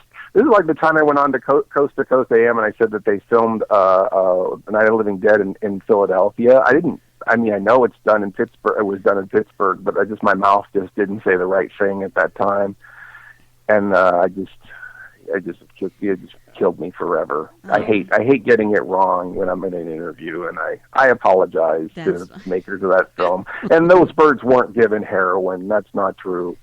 I think the ones in Birdemic were. I think that was all for the producers. Because it would just explain the projectile acid vomit. Well, yeah, right. Through the end, almost to the end of that movie, I thought maybe I was on heroin watching it because it was. Right. You should always grab a wire coat hanger when you're being attacked by a bird, and that was a treat. I can never say the phrase "hanging out" now because of that movie. Because of that movie. Yeah, because he'll start singing that song. Some people were affected by Psycho and they didn't take a shower. Now it's coat hangers and Birdemic. And hanging out with your family. Hanging out with family. Some band actually did a cover of that song and made it 20 minutes long. I don't know how they did that. Yeah, that sounds like an inside joke taken too far. Well, I'm curious now as we move along. The internet is a great place for many things. And alcoholism, for one. Definitely. Have beer, will travel through the net. Keeps drunks off the road. That's what I like about the internet. What I like about the internet is it gives us an opportunity now that the guys back in the days of yore don't have, and that's the ability to push out a product pretty much instantaneous. As I was telling you, as a musician, I've put out music, and it's just I do my music, and then I upload it, and then a company distributes it all out to the internet. Right. So with you, you are, I guess, working diligently on the same parallel as I am. And you have many internet projects that you've got out there, and one that I want to get out to our audience is definitely OSI 74. So begin there and let our audience know more about OSI 74. Sure. I'll try to do a short version, but I was working on another streaming horror channel, and it lasted 2 years, and it was a lot of fun, and it just they sold the company to someone else, and I'm not sure what they're even going to decide to do with that, but we were not involved anymore, and my wife and I just decided, well, let's make our own channel, and let's do it our way, and I just basically 15 years of working with different people. I had a lot of favors and a lot of goodwill somehow with some of these people, and I got 17 different producers to give me content. And basically we don't own anyone's content. It's basically a television channel run like a art collective where, we instead of a bunch of artists putting on a gallery show, you've got a bunch of producers putting on a TV network. And, everyone has the same story where, they were with a company or with a distributor or with a manager that just didn't, they thought they knew where they were taking them, but they didn't take them where they wanted to go. And, everyone's kind of been taken for a ride in as an artist, and it's a lot of chasing checks and everything else. And, we are living in this time where we can instantly publish things. And, and we have to ask the question, it's like, who understands your product better than you? Who understands your audience better than you? Who understands what you're trying to do better than you? Who's going to look out for your best interests better than you? Mm-hmm. So we're trying to empower the producers of the programs to hold on to their intellectual property and try to find ways to monetize it. And we give them commercial time on the channel to advertise their products or to place sponsorships. We also try to do cross-promotion with all the shows. We try to put their products in our shop so people can find what they're selling. And we're basically trying to have each other's back without stabbing each other in the back. And so far we have not had no fist fights. And we're running it like I didn't want to do another horror channel. I was thinking more along the lines of a really cool early cable channel or a UHF channel from the 70s or the 80s. And we took some inspiration from the mom and pop video store and some of the cool, weird distributors, VHS distributors, and also just the space race, just this kind of optimism. I think that in the horror community, there's this kind of like phony nihilist, I don't have enough pain in my life and I want to live in a dungeon all the time. And, I just feel like, obviously a lot of that's for show, and a lot of that is because we're rebelling against our parents or whatever. But I feel like, I like a lot of things. I like horror things. I like sci-fi things. I like funny things. I like weird things. And I feel like, the media is consolidating, the technological part's consolidating. I've done radio theater, I've done stage, I've done television, I've done print, and now I feel like I'm using all of those skills building this Roku channel, because all of those disciplines are all consolidating because of the digital age. There's not a lot of difference between making a film or making a video. In fact, it's not even a video anymore. We're not even making films, we're making files. We're all just doing the same thing using the same equipment. Mm-hmm. And I think the not only is the medium consolidating, the message is consolidating. I think that all the genres are blending. If you're putting Deadpool's face on H.R. Puffin stuff, and he's in there with the Tasmanian Devil, and it's a meme that's sort of like Star Wars, and it's like we're all just making one movie. We're all working on the same movie. Everything is just all blending into each other. Because of the way we live, and we're all just telling one story with a lot of stupid stuff all informing each other. So I kind of feel like, I feel like I'd like to create my own genre, with the stuff that I appreciate, and program it, by my own taste and intuition, and hopefully find an audience who have a similar taste and intuition, and there are some things that work that are branded like that. You think of things like Troma or Marvel. It's like, it when you see it, and I hope that people who like our kind of stuff know it when they see it. And so far we've had a great success. We've had 500,000 plays on the Roku channel since we've only been listed since January. So, we feel like we're finding an audience with some very culty, weird material. And so it's very exciting. We're still kind of working out the business aspect. We want to be on Amazon Fire. We want to be on Google Chrome. We want to have a streaming channel. We had a streaming channel the first couple of weeks, but it was just too buggy and too difficult to we need a little more money, I think, to keep that going and to do the streaming aspect right. But the content is on demand now. We have a Vimeo channel on the website to archive some of the shows so that even people who don't have a Roku can still watch a lot of the programming via our Vimeo, Outer Space International. So that's what OSI stands for, Outer Space International. Very cool. So hold it right there. We got to get into our last break of the evening. We're talking with Mr. Lobo, and you're listening to Spaceboy Universe, 1100 Independent Talk, KFNX, Cave Creek, Phoenix. Don't you move from that seat. We'll be right back.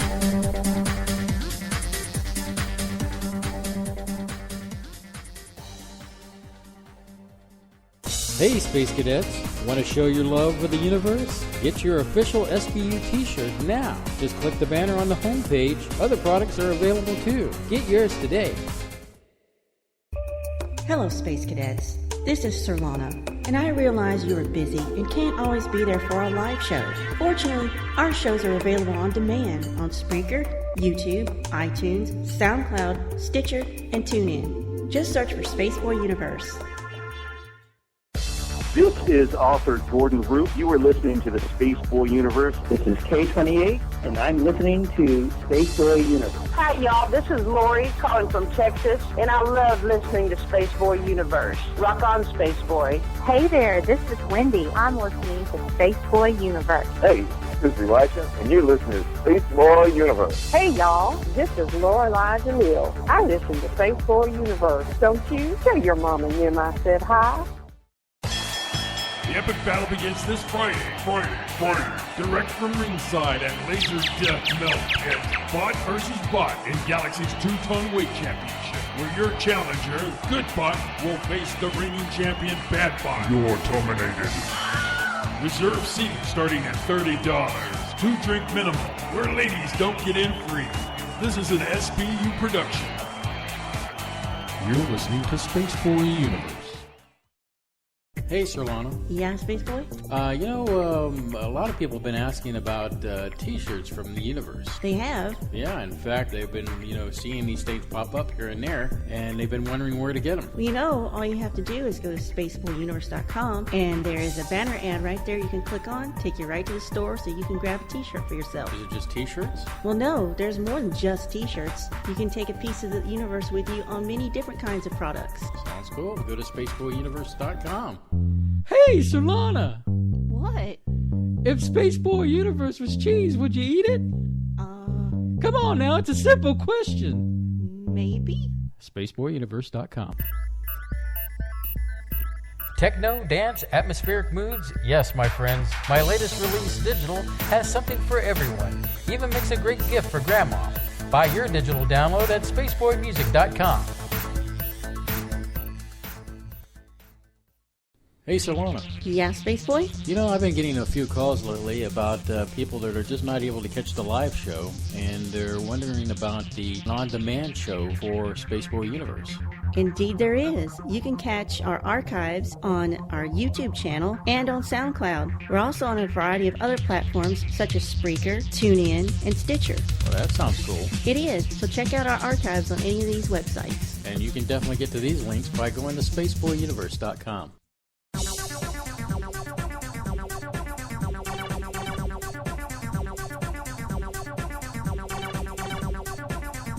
To call in, dial area code 7137015-214. You are listening to Spaceboy Universe. Here are your hosts, Spaceboy and Surlana. Yes, it is Spaceboy, and I am with my lovely Surlana across from me, and I'm sure... lovely Mr. Lobo. I was going to say the handsome and debonair Mr. Lobo is on the phone with us, and... and quite lovely. I'll accept lovely. Okay, good. As long as it's okay, bro. I got your back. Hey, why don't we take? Right, I'm very comfortable in my loveliness. So let's do this. I think we have a caller. Are you on the air? Yes, I am. Hey, Dino. It's Dino. How are you this evening, Dino? I'm calling from the left coast, very hassled. But I wanted to ask your guest. I'm not a huge horror fan, but I've watched it, and I wanted to ask him whether two things affect the quality of a horror movie. Number one is I love science fiction, But when I've seen movies of science fiction, mixed in with horror, it kind of turns me off and feels like it dilutes both subject matter. And the second type of horror movie is, kind of like in the days of Abbott Costello, where they put a lot of humor into horror. Now, I know horror is some people's thing in these movies, but do you think that dilutes the purpose of horror movies? No, I personally don't. I know there are different schools of thought as far as a pure horror movie. I really don't think there's such a thing as a pure horror movie. I don't think that movies exist in a vacuum. I think slavish kind of adhering to any genre. Genre is just a style, and you don't eat cornflakes every day. And, I don't understand these people who listen to classic rock every single day. You got to mix it up once in a while.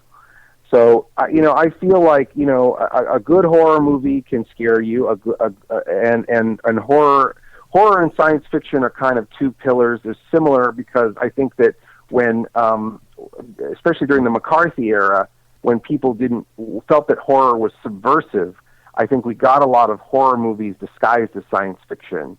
Because that was a word that was safer for our youth of America. People were like, oh, no, that's not a horror film. That's a science fiction film. Yes, he's going to learn about atoms. Let's let him see that movie. So a lot of times it's economics. Those words thriller. You know what a thriller is? A thriller is a horror movie that's not scary. Yeah.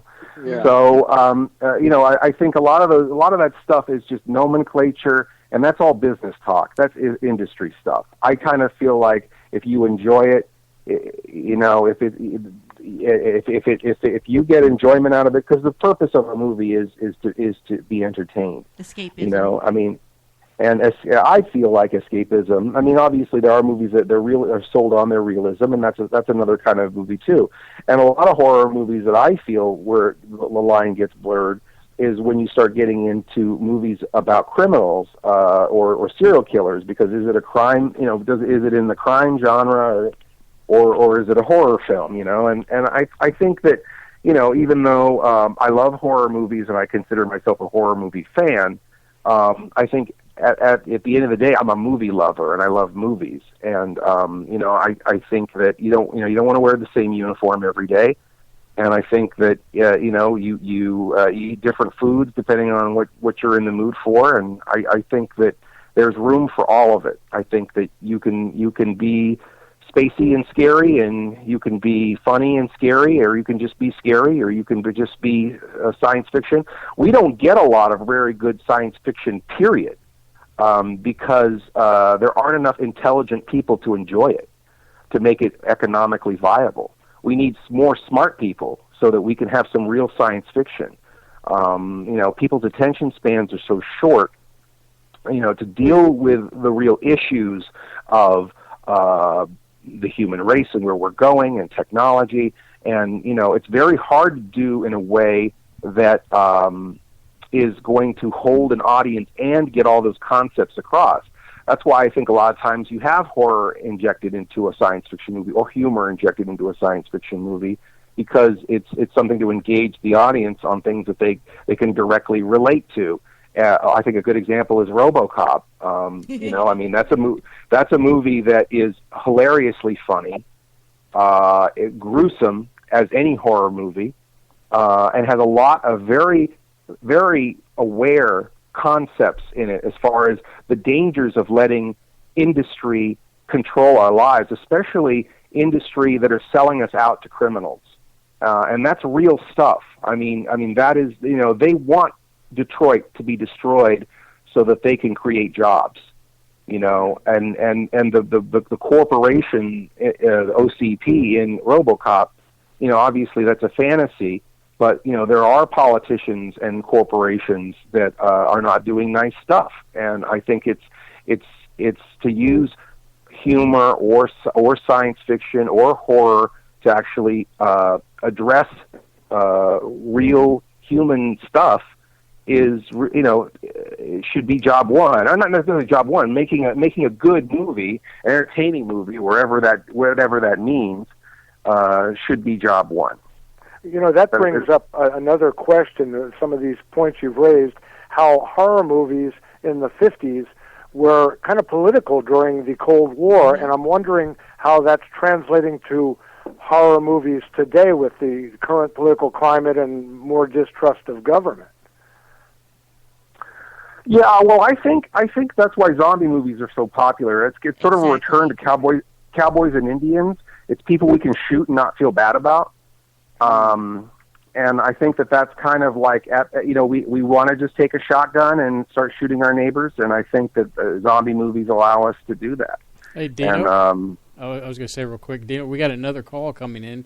I'm going to go ahead and let you go so we can keep the calls coming in. Thank you, Dino. I think I went off the rails, but I appreciate your call. Great questions. Thank you, Dino. All right, so we go on. You're doing great here. Oh, did I just... Dino, hold on just a second. Caller, are you there? Yes, I am. Hold on just a second. It's bad. Mr. Lobo, you still there? Okay. Uh-oh. Did I lose him? Mr. Lobo, are you there? Oh, yeah, I'm okay. here. I had a momentary malfunction. I think I did that too. Do me a favor. Send a chat thing to, I guess it was... Bev. Yeah, let's see here if I can do this now. Caller, you're on the air. Hi. Hey, how are you, Bev? Well, I'm doing a lot better. That's good to hear. Do you have a good question for Mr. Lobo? Yes, I do. Shoot. I want to know what his favorite horror movie was. My favorite horror movie, Bev. I'll preface it where it's like picking a favorite child. But I do really enjoy, and it changes too. Again, I was talking about moods and stuff. I mean, movies are just flickering light and sounds, and depending on day to day, you feel differently. But I do come back to a few that I really enjoy, and one of my favorite horror films is from the '80s. It's called Return of the Living Dead, and I think it embraces a lot of the aspects of Night of the Living Dead, but turns all the cliches on their ear. And it's funny, which I do like a little humor in my horror, going back to your other caller, because I do feel that it gets a little too heavy if it's just, if you're just getting hammered with the horror, I just get tired out. I don't even get scared anymore at a certain point. It just becomes a baseline. I just get depressed. So, I feel like the humor in that movie is great. The scares are really real. It's really an intense movie. The monsters, the zombies in that movie are very imaginative. They don't all look the same. They don't all act the same. You've got the tar man and the witch, and the yellow zombie, and then all the characters you like. And there's old people and young people working together, which you never see in a horror movie, where you have the punk rockers and the working class older folks, getting along, Mm-hmm. So I just feel like it has a lot to say, and they all get nuked, and I gotta love nukes. That movie, I have to say, freaked me out when the guy came out of the canister. That, and then he's dripping, and I was like, oh my goodness, I could not sleep for days on that one. It's serious. That's no joke. But it's funny when you watch it now. I mean, that's a very funny character. In fact, the puppeteer who Sweetums in the Muppets operates the Tar Man in Return of the Living Dead. What? Oh wow! Michael Troutman. Yeah. Well, Bev, we're glad that you're doing better, my dear. Well, thank you. And we're going to let you go. So in case I think that somebody else has been trying to call, but love to you and Bob. Tell him to get better soon. Yes, both of y'all. Okay. More brains. Good night, Bev. Good night. Love you guys. You too. Bye-bye. But yeah, I have to say that that movie freaked me out as far as that scene was concerned, and it was like I love those 80s movies like that. Campy, but still enough to kind of like put the fear in you, and they deliver. It's not a joke. I mean, it's funny when it wants to be. It's not funny because it's inept. It just is wholly entertaining from a lot of different directions. Great music, great laughs, great scares. And I feel kind of bad. I don't know if it's just me in general that more of the modern day horror movies just they're too scary. Well, they're too real for me. Too real is. In fact, I had a conversation with Surlana about this the other day. It's like, the remakes of like I Spit on Your Grave and The Hills Have No Eyes. Hills Have No Eyes. Hills Have Eyes. Yeah, that's it. I'd like to see The Hills Have No Eyes. Well, after that one, it was like felt The like Hills Have No Eyes. The end. But the point I'm trying to the eyes have it. Yeah, so. It seems like modern day horror movies. I guess it seems activity, it's like it's not net. I could probably deal with that, but I'm talking about the ones that really go off the deep end. And it's trauma films had a certain gore to it, but modern day, I think they take it to a psychological level that I can't handle. It's not. The last modern horror movie, I can't remember what it was, but I remember being plastered to your back all night long in bed, just because I needed you to be there solid behind me so I could watch this direction, you take care of that direction.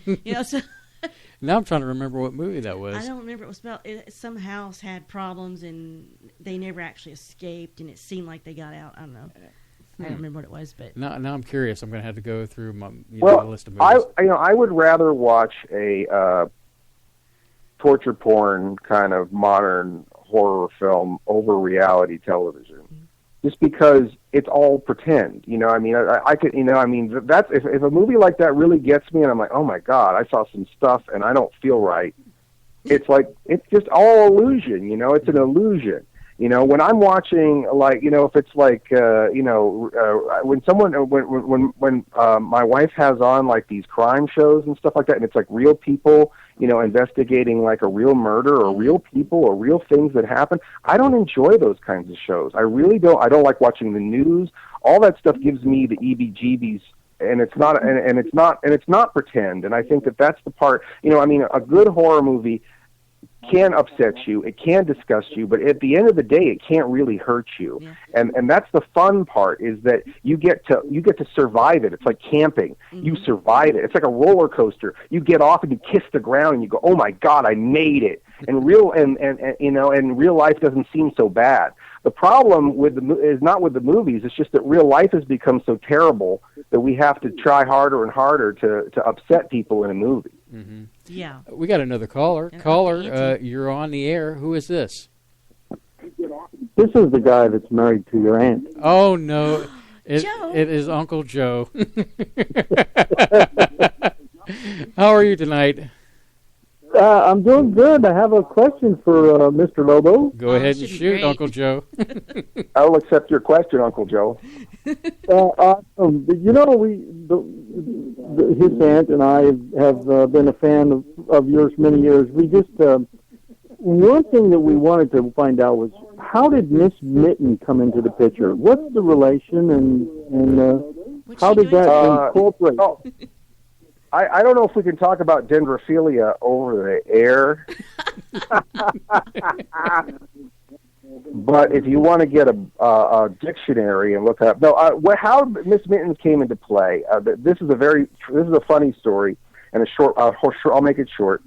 So very early in the development of the show, the meteorologist at the TV station bought me this lovely little houseplant with a nice, lovely little card. It said, "Good luck with your show. Here's something for your set."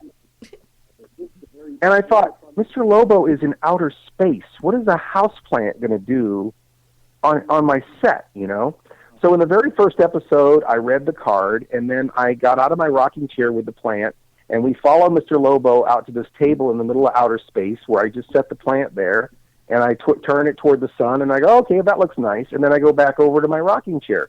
Well, people started asking, "How's Miss Mittens?" Or not How's Miss Mittens, but I was watering the plant. We do a segment or two in the show where I go over and water the plant, and I just started talking to the plant, and when it came to the point of I kept talking to the plant, well, I got to have a name for the plant, and I thought that people always try to, whenever you have a non-human like a pet or a dog or a cat or anything in your life, it's always the most humiliating name that you come up with it, because you want to make sure that they know who's boss. So you give them the most humiliating name you can think of. And so I was in a mall or somewhere, and they were talking about their cats, and all the cats had these awful, little fluffy muttons and little muffin face, and and I thought, well, Miss Mittens would be a funny name to give a plant. And so I named the plant Miss Mittens, and the plants are getting mail. So I put the plant next to me and started bouncing off with it because I talked to the plant, people were hearing the plant talking back, and so it just sort of organically grew. And now I have, we've had children together on the show. We've been divorced. We've both been killed. I've killed her. She's killed me accidentally. We've gone through all these adventures. She's one of my companions. So it's a bizarre thing, and even though she's terrible to work with, we do it for the fans. We still keep doing it together. Awesome. Yes, it's great for us. It's a good set piece to be on show with you. We love your show and keep going. Love it. Thank you very much. Thank you. And I also thought too that a plant is a good. Mr. Lobo is a lonely guy, and I think that's a good. There's a lot of people who talk to their plants, and I just thought people would identify with that. Absolutely, and to their animals. If you had that. Miss Kitten or the plant as a cat derived from a cat name. Miss Mitten, what it was. People talk to their animals. Mittens would be great for a cat, but it's funny for a plant. Yes, it is. It's completely off the wall. Love it. Thank you. Well, thanks for calling, Uncle Joe, and tell. Great question, Uncle Joe. I appreciate that. and tell Annie it's past her bedtime. We've already put her to bed. Okay, good. All right, we'll talk to you soon. All right. Give my love to all your plants. Okay. All right. So, Mr. Lobo, these are the last few seconds. I want to make sure that if you want to reach out to the audience and let them know where they can get a hold of you and plug anything you need to plug. But before you do, I will plug myself. I want to tell. I have of course, if you don't know yet, I have a show called Cinema Insomnia. We have brand new episodes going on my channel, which is called OSI 74. We have OSI74.com, where you can immediately look at some of the video that we've been posting to the channel, not just my show, but many shows that are all good stuff for smart people with a taste for the absurd. And if you have a Roku, please add the channel. It's OSI74. We're in the movies and television category of your Roku streaming device. We hope to be on other platforms soon. Please see me in the movie Plan 9. It's on VOD right now, but it's coming out on DVD or Blu-ray soon. So pick it up at your Walmart or wherever you see it, and make me famous so I can get more work. And watch. Listen to Spaceboy Universe whenever you can, as if your life depended on it. Touchdown! Mr. Lobo, I want to just say it's been a real treat having you on this evening. I don't know, Surlana doesn't seem like she's been very impressed, but she's harder. She knows the real me. That's why she's not impressed. Well, the fact is that you're like a brother from another mother. Well, it's a little disturbing. It's like looking at a doppelganger. Every time you've said something, she's looked over at me and kind of given me the eye like, oh my God, there's actually almost two of you out there like there's so many parallels. I'm a little freaking out a little bit. Similar philosophy, yes. Yes, absolutely. I identified you right away. I knew we were one and the same. Well, great.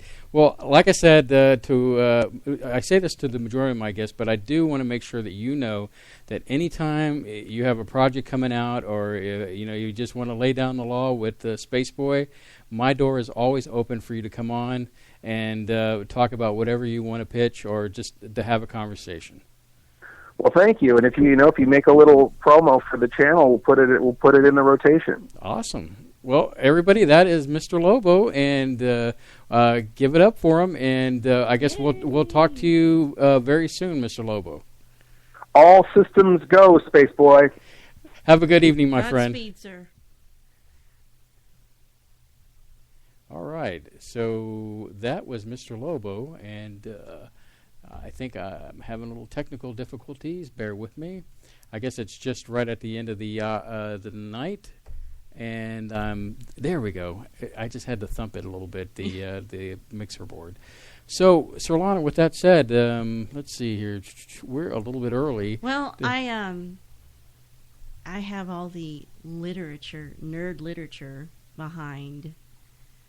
I don't know if this is something you want me mentioning, but did you know that Frankenstein and the story of Dracula as we know it were born at the same time? Really? Do tell.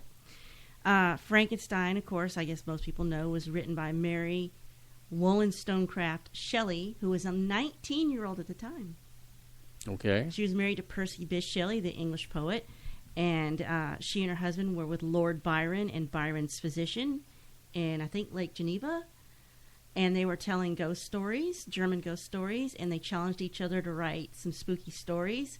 And they had been talking about putting electricity through a body to make it look animated, and it's freaked Mary out.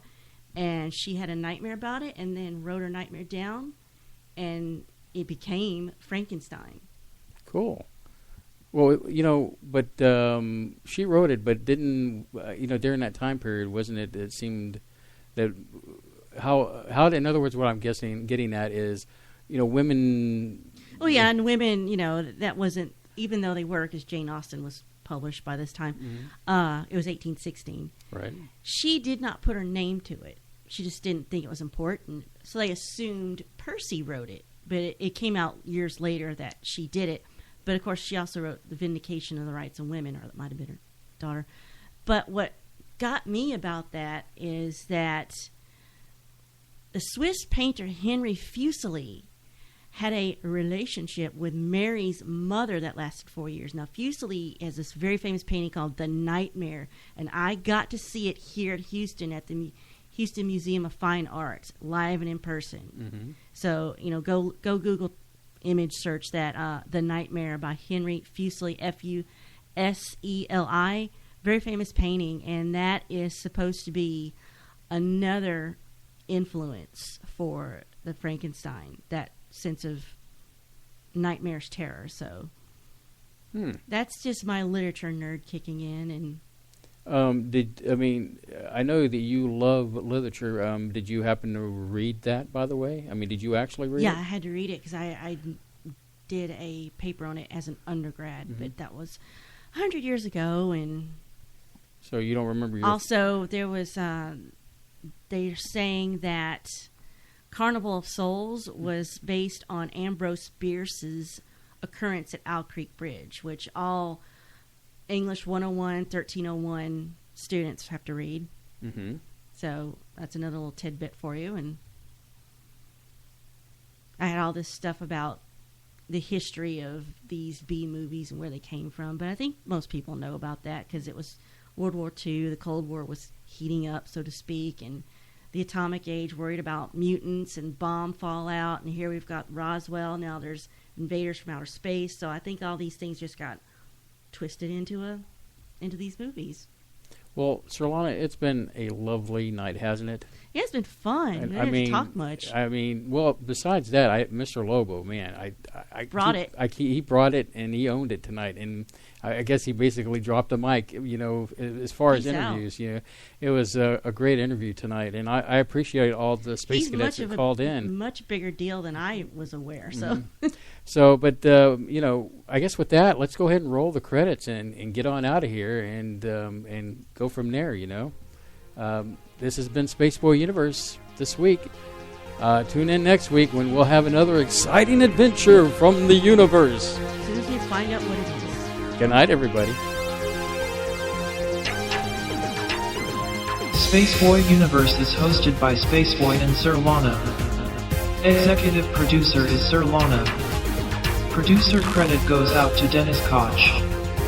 Find Spaceboy at spaceboymusic.com and spaceboyuniverse.com. This has been a Spaceboy Universe production. You have reached your final destination. Good night, Space Cadets.